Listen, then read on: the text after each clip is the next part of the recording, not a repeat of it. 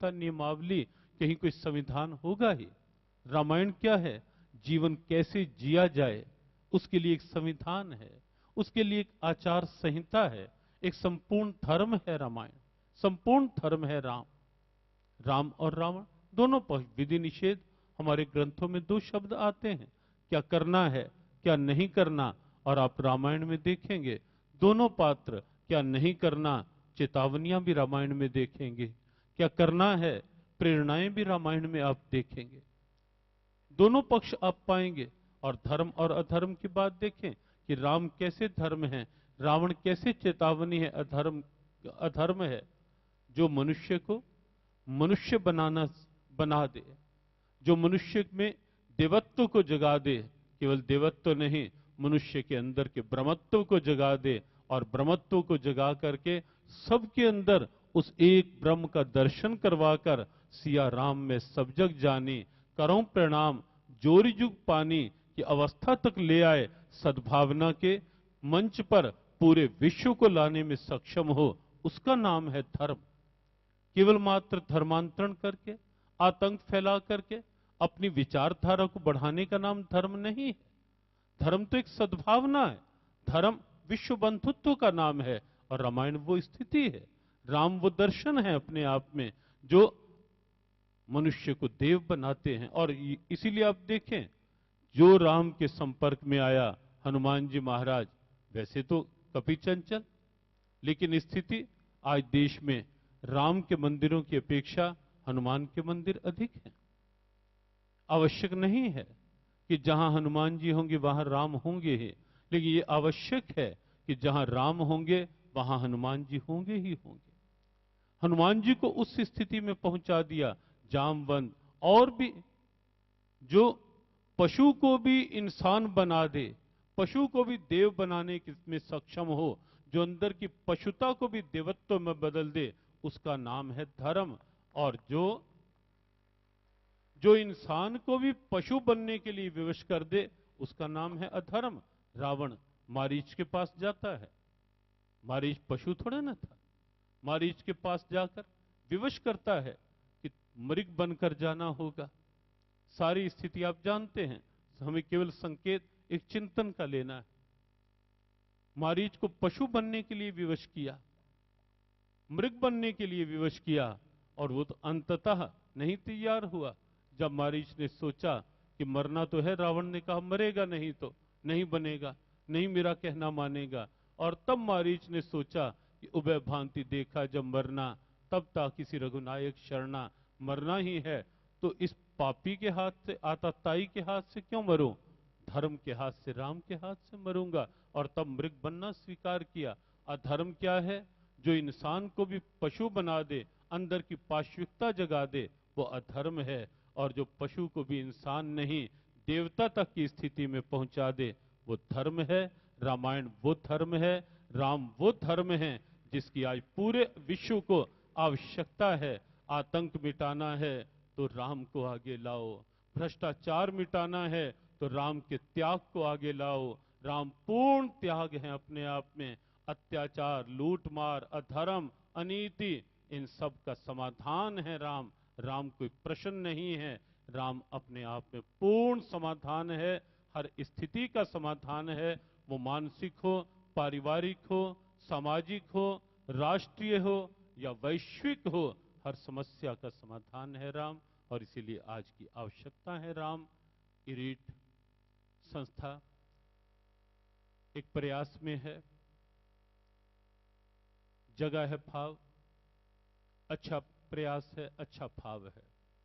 और लगता है जहां भी कोई संस्था वास्तव में अपनी सांस्कृतिक परंपराओं को लेकर उनके जागरण के लिए, उनकी प्रतिष्ठापना जन जन में करने के लिए, उन्हें प्रेरणा बनाने के लिए जब कोई व्यवहारिक काम करती है, तो लगता है कि ऐसी संस्थाओं का साथ निश्चित रूप से देना चाहिए। इरीट संस्था का ये प्रयास स्तुत्य है, सराहनीय है, आज की आवश्यकता है। हमारी हृदय से शुभकामना इरीट के माध्यम से इस सत प्रयास में लगे हुए सभी बंधुओं के लिए, सभी देवियों के लिए हमारी हृदय से शुभकामना, मंगल कामना। आप भी ऐसे प्रयासों में अपने संकल्प को जगाएं, अपने मन को बनाएं, अपने भाव को आगे लाएं। ये आज की आवश्यकता है। आप सब यहाँ आए, आप सब के लिए हृदय से हमारी शुभकामना, मंगल कामना। अनेक वरिष्ठ संत यहाँ उपस्थित हैं। हमारे आचार्य महामंडलेश्वर स्वरूपानंद जी महाराज, महामंडलेश्वर उमा कांतानंद जी महाराज, हमारे मानस मर्मज्ञ अतुल कृष्ण जी महाराज, भक्तिमती अलकाश्री जी, साध्वी विश्वेश्वरी जी, हमारे राम नरेश जी, ओजस्वी रोहित जी, और भी अनेक पूज्य संत यहाँ विराजित हैं।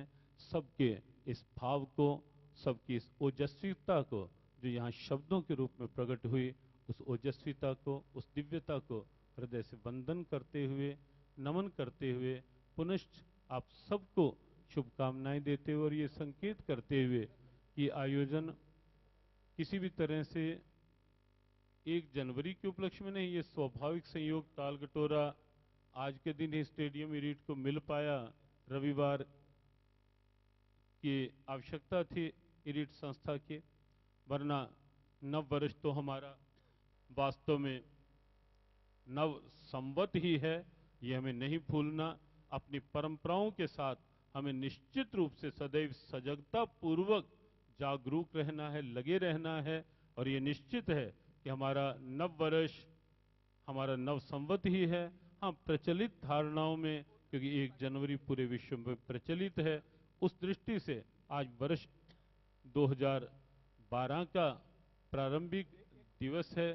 उस नाते से आपके प्रति हृदय से शुभकामना। प्रार्थना के 3 वाक्य स्वभाव है, जहां भी बैठते हैं उच्चारण करने करवाने का एक बार सभी दोहरा लें। मेरे नाथ, मैं आपको भूलूं नहीं, मैं आपको भूलूं नहीं। मेरे नाथ, मेरे नाथ, मैं आपसे दूर ना रहूं, मैं आपसे दूर ना रहूं, आप मुझसे दूर ना रहें। आप मुझसे दूर ना रहें। मेरे नाथ, मेरे नाथ, आप अपनी कृपा अपनी कृपा सदा सब पर बनाए रखें। सदा ही सब पर बनाए रखें। मंगल में प्रभु की मंगल में कृपा सदा सब प्रकार से सब पर बनी रहे। ओम शांति। आभार मंचासीन सभी संतगण, सभी हमारे मार्गदर्शक, सभी का बहुत बहुत आभार। और मैं आमंत्रित कर रहा हूं एक ऐसे व्यक्तित्व जो कि समाज में रहते हैं, समाज सेवा में रहते हैं, लेकिन संतत्व उनके अंतर झलकता है। और उन्होंने एक कार्य विशेष किया है। आदरणीय रामावतार शर्मा जी, जिन जहां जहां चरण पड़े रघुबर के, वहां पीछे पीछे वो गए, वहां पर सारा उन्होंने शोध किया और शोध ग्रंथ के रूप में ये पुस्तक जो अभी भेंट कर रहे हैं वो हमारे बीच में है। मैं चाहूंगा कि इस पुस्तक को भेंट करें हमारे आज के इस कार्यक्रम के अध्यक्ष ज्ञानंद जी महाराज जी के को भेंट कर रहे हैं, और आप तालियों से अभिवादन करें, अभिनंदन करें। ये बहुत बड़ा कार्य है। बहुत से प्रमाण मांगते हैं ना आजकल के बुद्धिजीवी प्रमाण मांगते हैं, तो प्रमाणित ये पुस्तक है एक प्रकार से। और यह प्रमाण उस बात का है कि त्रेता युग में भगवान श्री राम जहां जहां गए वो सभी स्थल इसमें चिन्हित किए गए हैं। और सभी को एक एक प्रति भेंट कर रहे हैं। अतुल कृष्ण जी महाराज,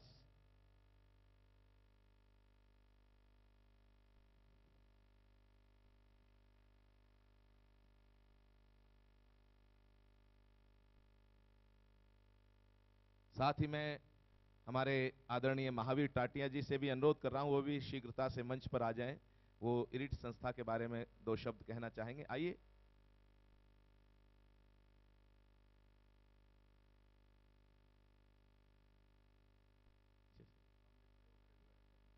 धर्म मंच को प्रणाम करता हूं। आज मेरा सौभाग्य है कि इतने संतों की छाया में मुझे बोलने का अवसर मिल रहा है। साथियों, ये जो इरिट है इसके बारे में बहुत कुछ कहा गया, लेकिन मैं एक चीज कहना चाहूंगा कि इसमें मैं एक पिता पुत्र की जोड़ी को बुलाना चाहूंगा। श्री राकेश जी अरोड़ा और निशांत जी अरोड़ा जरा यहाँ आए। इस पिता पुत्र की जोड़ी ने जितनी मेहनत करी है इस प्रोग्राम को सफल बनाने के लिए और इतने संत वृंदों को एक मंच पे लाने के लिए, तो मैं इनको साधुवाद देता हूं।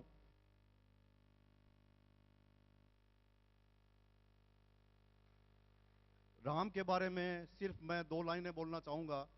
मैथिली शरणगुप्त जी हुए हमारे बहुत बड़े कवि, उनकी 2 लाइनें हैं कि राम तुम्हारा जीवन स्वयं ही काव्य है, कोई कवि बन जाए सहज संभाव्य है।